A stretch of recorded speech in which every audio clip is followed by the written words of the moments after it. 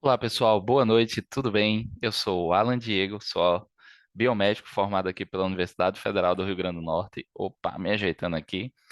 Sou citologista também, tenho pós-graduação em citologia e também atuo como assessor científico, tá certo? Prestando assessoria aí no nosso Brasil, tá?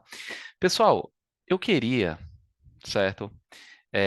Com base na experiência que eu tenho como assessor científico, compartilhar para vocês um pouco do conhecimento que eu tenho acerca de controle de qualidade, tá? E eu estou até abrindo aqui a tela para compartilhar com vocês. E com base nisso, a gente ter, certo, uma melhor, um melhor aproveitamento, certo, certo, desse tema nos laboratórios e também melhorar a qualidade de exames que são recebidos aí pelas pessoas, certo?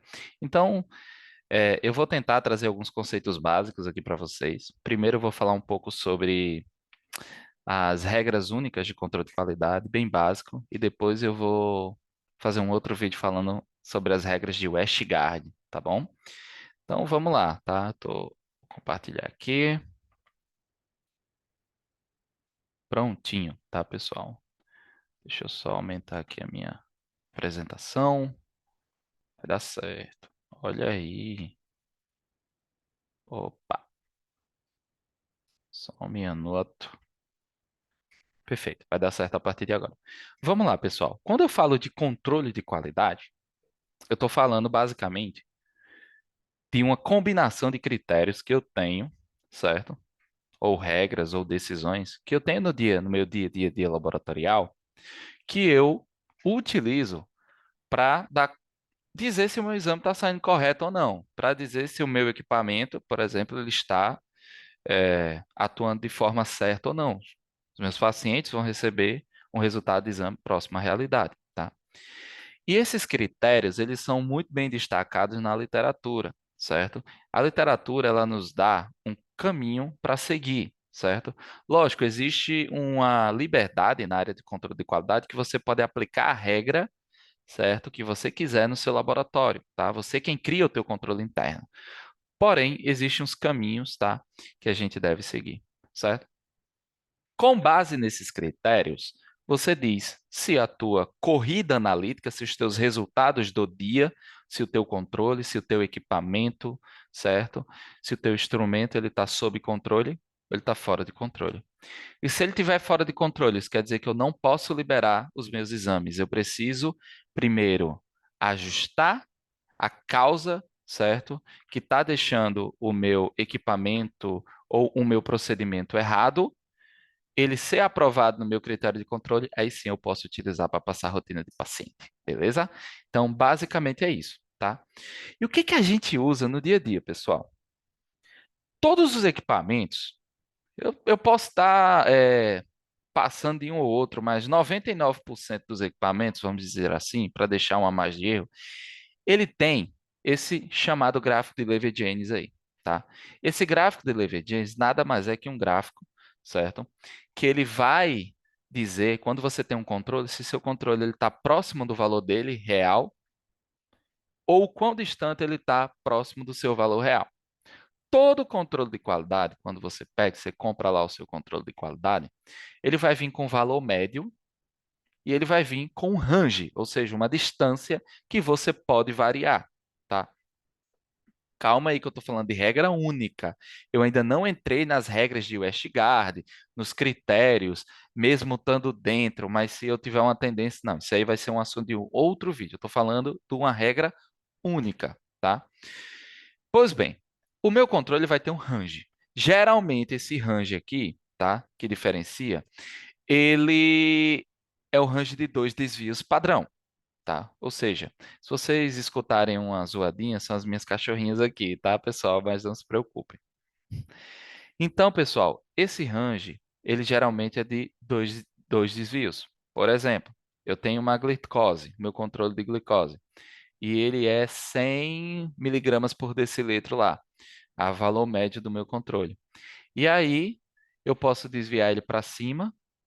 Vamos supor que cada desvio seja 10. Então, o desvio 1, 110. Desvio 2, 120. Desvio 3, 130. Ou para baixo, 100, desvio um para baixo, 90, desvio o outro, 80, desvio o outro, 70. E quando eu passo esse controle no meu equipamento, logicamente que o controle acontece, mas no geral ele não vai dar 100. Ele vai dar um valor próximo, ele vai ter um espaço aceitável, certo? Que é isso que a gente observa no gráfico aí, tá? Então vamos supor lá, certo? Que isso aí é um controle que você passou. Embaixo, vamos considerar cada bolinha um dia, tá bom? E aí você tem o X média, você tem mais S, ou seja, um desvio para cima, mais 2S, dois desvios, mais 3S, três desvios. Para baixo do mesmo jeito. Menos S, um desvio para baixo, menos 2S, dois desvios para baixo, menos 3S, três desvios para baixo, tá bom? No geral, estando entre 2S, considerando a regra única, você pode aceitar o teu controle de qualidade. Alguns laboratórios, inclusive, utilizam 3S, tá? Como critério. Você pode aceitar. Vamos olhar esse gráfico que eu estou mostrando aí para vocês, considerando 2S. A primeira bolinha está bem na média. Show de bola. A segunda feriu um desvio, mais S, mas não feriu dois desvios, ou seja, está dentro, considerando a regra única de dois desvios padrão. A terceira bolinha, opa, feriu um desvio, um S, mas não feriu dois. Show de bola. Da mesma forma, a quarta bolinha. Da mesma forma, a quinta bolinha. Só que a sexta bolinha já está fora, considerando a regra de dois desvios padrão. Tá bom? E a gente passa para as outras bolinhas. E a gente percebe essas quatro bolinhas à direita, azul. Três estão ok dentro do desvio e uma está fora. Só que, se eu considerar o desvio de 3S, está tudo dentro. Tá bom? Então, isso aí é regra isolada.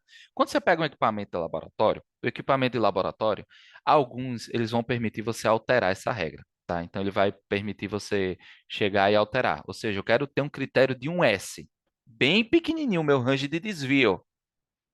Você vai lá e altera. Eu quero ter dois, vou lá e altero. Então, você consegue fazer isso, tá bom? Então, basicamente, é assim que eu faço uma análise.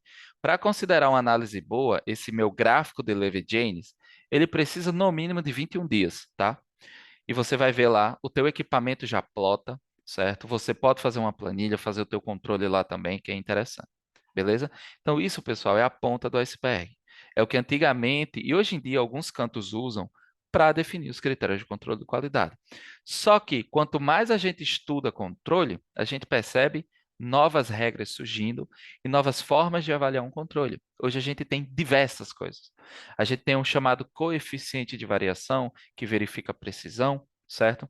Eu tenho um cálculo que eu realizo para saber se determinado teste ele precisa calibrar mais ou calibrar menos. Por exemplo, a glicose, ela geralmente é mais instável, estável. O magnésio é mais instável, preciso calibrar mais. Então, eu tenho isso nos programas de controle de qualidade. E eu tenho uma aplicação das regras de Westgard. Essas regras são muito interessantes porque ela vai me permitir ver esse gráfico de maneira dinâmica, tá? Então, no próximo vídeo, na parte 2 desse vídeo, eu vou falar sobre as regras de Westgard e vou explicar detalhadamente o que é isso para vocês. Então, prazer, obrigado aí e qualquer dúvida, bota aí no comentário que eu respondo, viu? Um abraço.